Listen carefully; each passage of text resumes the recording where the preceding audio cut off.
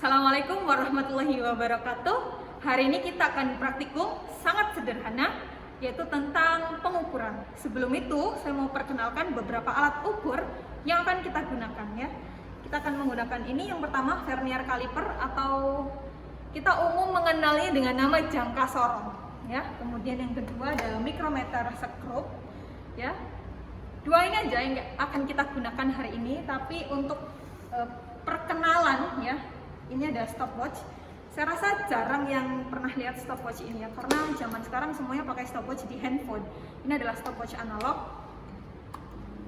Kemudian kita punya mistar ya, untuk mengukur panjang atau tebal ya, lebar. Kita menggunakan mistar atau penggaris. Ini saya rasa sudah umum sekali, kita sudah pakai ini sejak di sekolah dasar ya. Kemudian yang terakhir ada termometer. Nah, kalau sekarang lagi musim termometer suhu yang seperti tembak itu ya.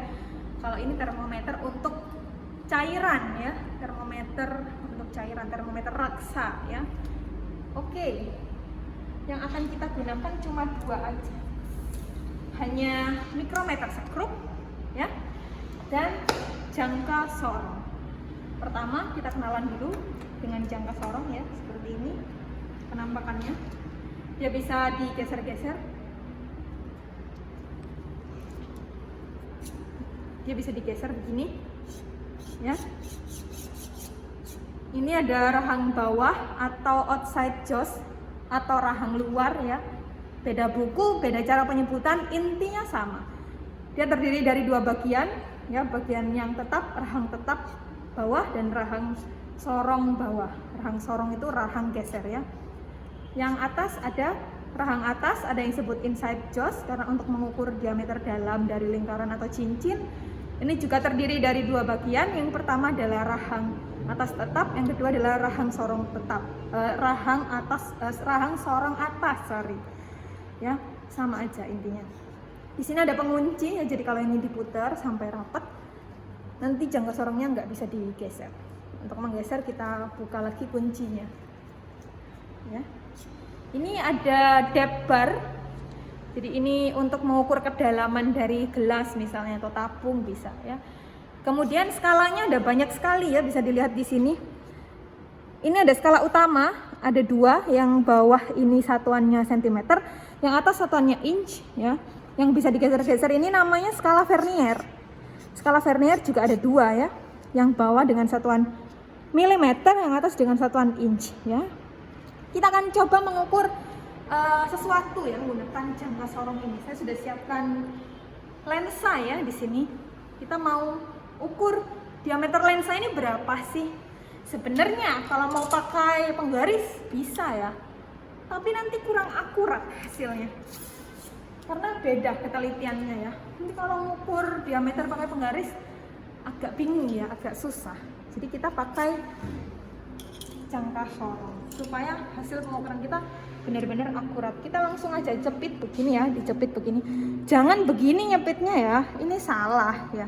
Kalau misalnya ada yang nyepit begini kan diameternya di sini Bu, jadi dijepit di sini, salah ya. Jepit aja begini ya. Kalau sudah rapat ya, langsung aja dikunci supaya nggak geser-geser lagi.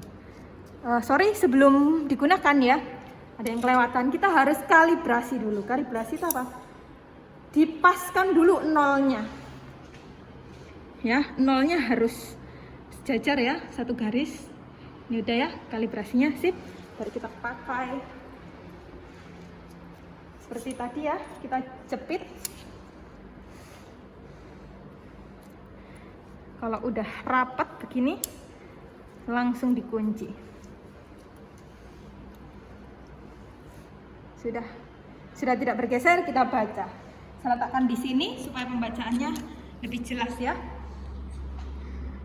Kita baca dulu skala utamanya. Skala utama kita lihat angka yang sebelum angka 0 skala vernier ini. Sebelum angka 0 kita bisa lihat di sini ya, 49. Jelas ya?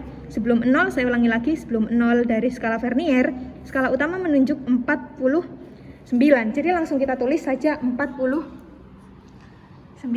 Kita simpan 49, kita baca sekarang skala verniernya.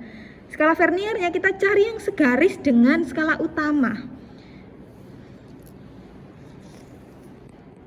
Nah, kita cari ya. Bacanya harus tegak lurus ya. 0 enggak, 1 enggak, 2 ya. 2 ini segaris dengan atasnya ya. Jadi di sini kita punya 2. Kita langsung aja tulis di sini. Koma 2 milimeter. Biasanya kita umum pakai satuan senti ya. Boleh naik 1 dibagi 10. Berarti 4,92 cm. Oke, ini untuk diameter lensa. Gitu. Kita bisa ulangi beberapa kali pengukuran ini ya. Jadi kita lepas lagi, kemudian kita pasang lagi, kita bisa ulangi beberapa kali. Kemudian kita bisa hitung rata-ratanya untuk mendapatkan hasil yang terbaik. Gitu. Kalau satu kali bisa jadi tadi ada kesalahan atau geser atau bagaimana ya.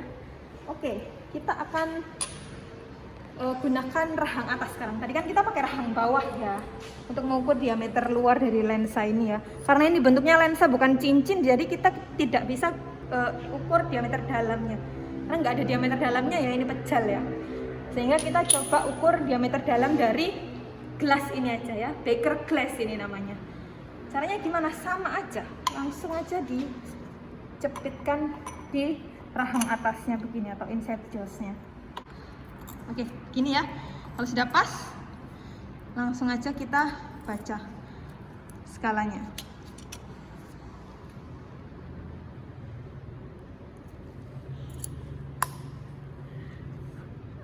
Sebelum nolnya skala Vernier masuk, ini sudah berimpit ya, 46. Jadi kita langsung dapat 46 mm. Ini adalah diameter dalam dari Baker glass. Sekarang kita akan coba pakai untuk depth bar-nya ya, atau pengukur kedalaman gelas ini. Boleh miring begini ya, harus lurus. Jadi kita langsung luruskan.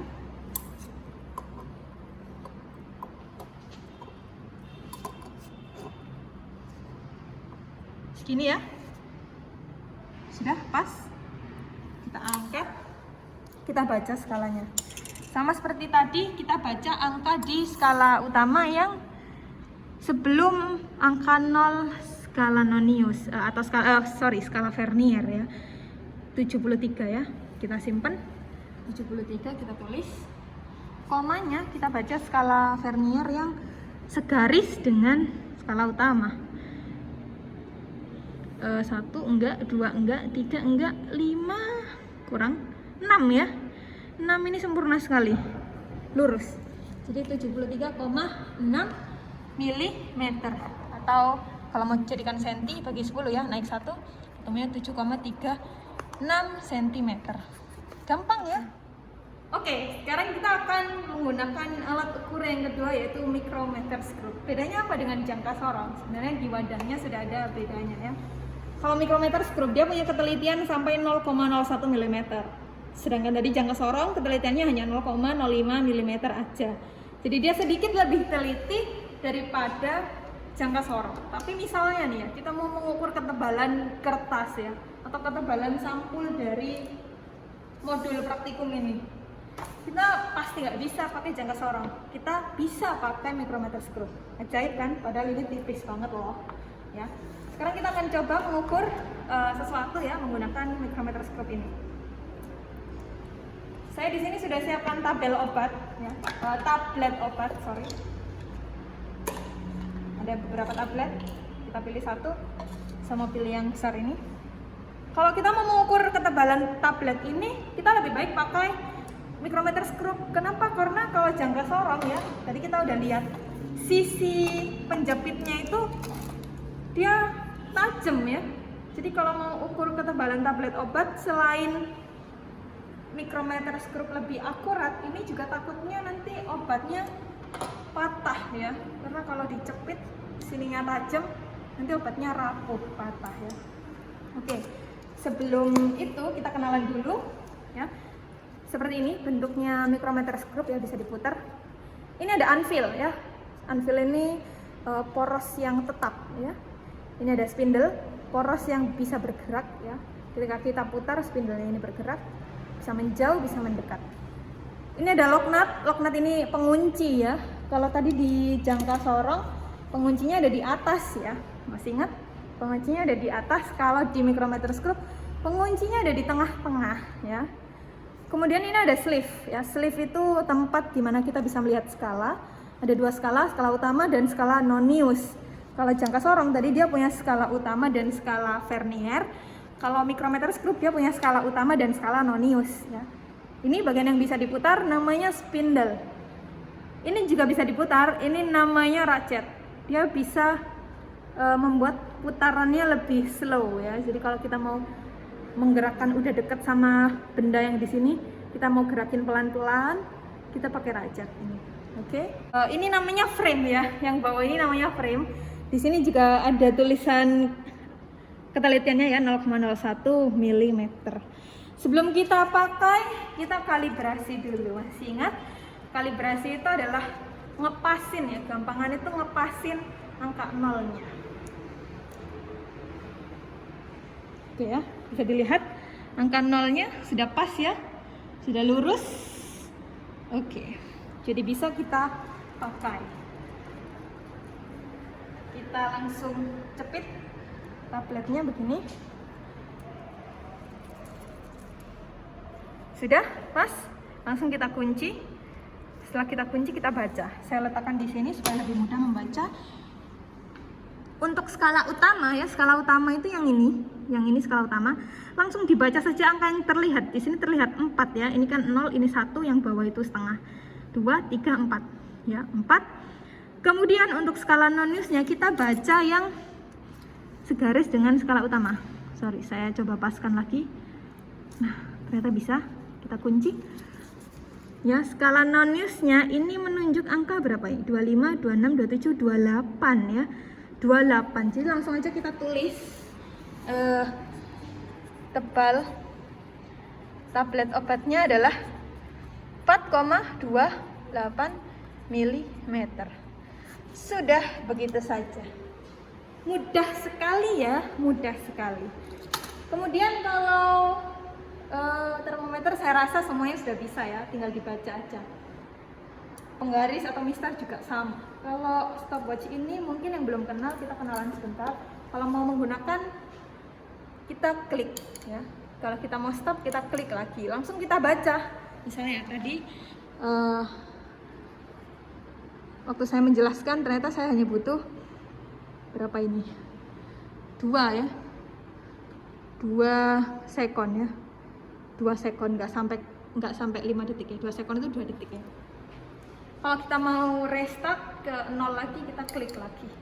Sudah, dia bisa langsung kita simpan lagi.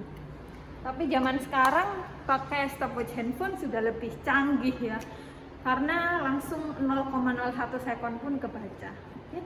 Itu aja yang kita pelajari hari ini. Semoga sedikit ilmu hari ini bisa bermanfaat untuk kita semua. Selanjutnya akan saya berikan tugas ya. Tapi sebelum itu saya pamit dulu. Assalamualaikum warahmatullahi wabarakatuh.